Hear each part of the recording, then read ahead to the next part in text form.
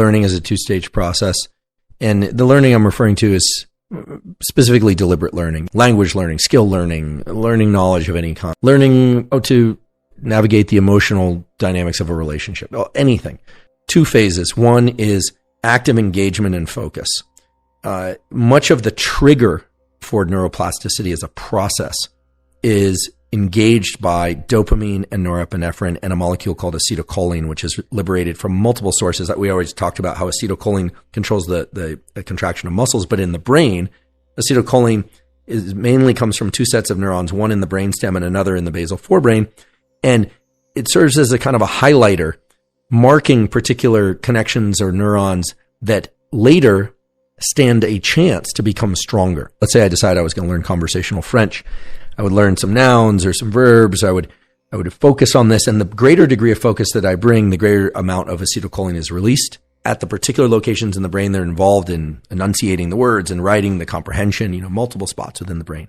That kind of marks those or flags those areas as changing later. But the actual rewiring of the nervous system happens during states of deep sleep or sleep-like states.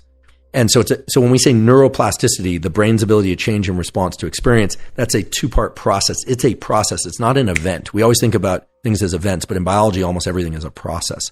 So the takeaway from this is, in order to learn at any age, the most critical thing is that you bring as much focus and active engagement to the learning, the encoding of the information, bringing in the information, and then that you get into a state of deep rest as quickly as possible. Typically, that would be the night after you learn. There are some beautiful studies published in Cell Reports last year and the year before showing that people who take a 20-minute nap within the 4 hours after these triggering learning, or people that do a non-sleep deep rest type protocol, even just sitting there quietly and not doing anything, they learn much faster. In other words, the brain rewires much faster. Isn't that interesting? It's very interesting, and what's happening is very interesting. We've long known that during sleep, there's a replay of the neurons in the same sequence that they were played during the activity in the earlier in that day. Sometimes even backwards for some reason. It's like the song's played backwards at night. Who knows why? I don't think we should focus too much on that right now. But that replay is the consolidation of the information. You learn. This is why you try something physically, try it physically. You can't do it, and then you come back a week later and voila, you can do it. These non-sleep deep rest or these shallow naps of 20 to 30 minutes also create a replay or a firing of the neurons. There's a tool which is get as focused as you can, but then relax as deeply as you can. For how long? Generally, after about 90 minutes. We exist on these so-called 90-minute ultradian cycles. Everything in sleep is a 90-minute cycle. Everything in waking is a 90-minute cycle. People think that the expectation is that you're going to be like a beam of focus for 90 minutes. That's not the case. You can flicker in and out. You're going to get distracted. You bring yourself back. Focus is an active process of bringing that spotlight of attention back. And that anxiety sometimes that we feel is adrenaline. It's supposed to be stressful to learn. It's this idea that we just sit back and learn, or that, movies have really destroyed the notion of learning. The idea that you're going to pick up the sword and suddenly have the skills. Forget it. It's like, this doesn't work that way. Some days are good and some days are worse. If you slept better, generally it's better. People are always trying to optimize how much caffeine, background noise, yes music, no music.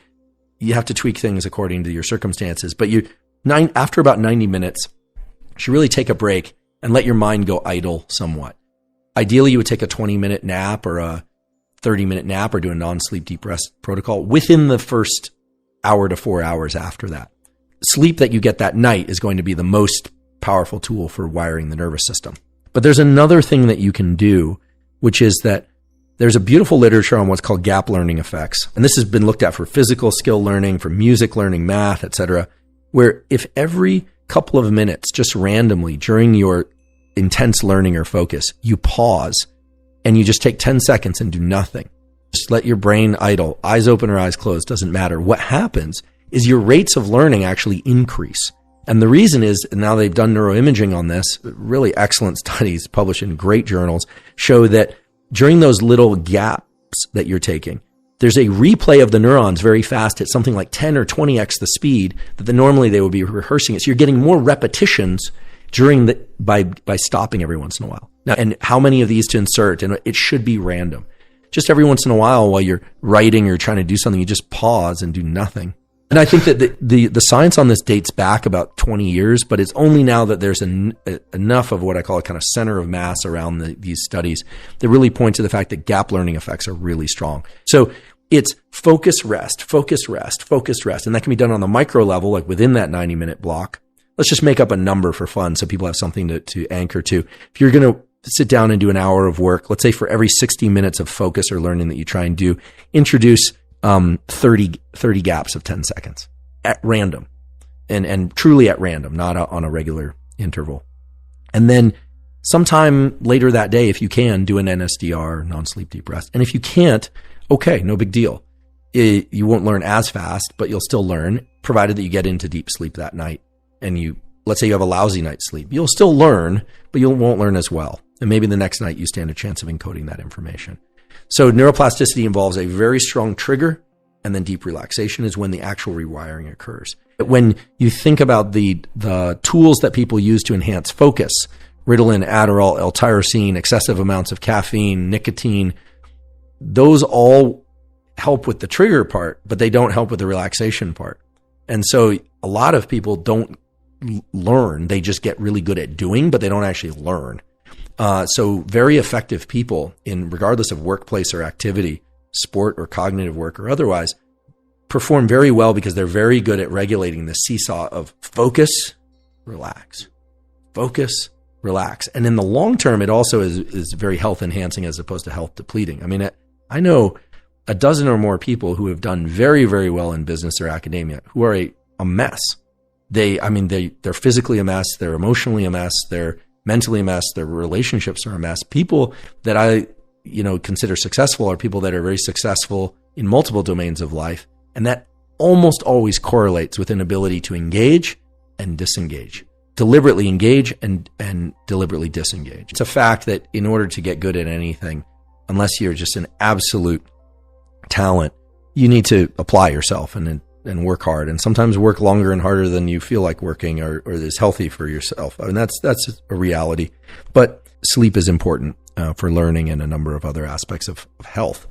I think that the ability to toggle back and forth between engaged and disengaged states, and to see that whole process, engage and disengage, and the dynamic control of that and deliberate self-control of that is a superpower.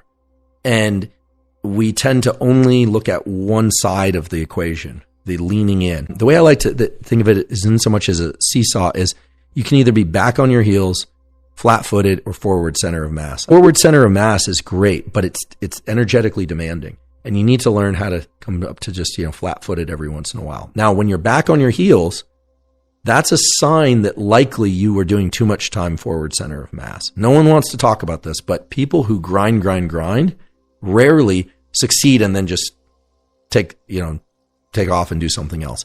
I think humans have mastered this process of engaging and disengaging on a longer time scale. Work hard, play hard, or they'll take a long vacation.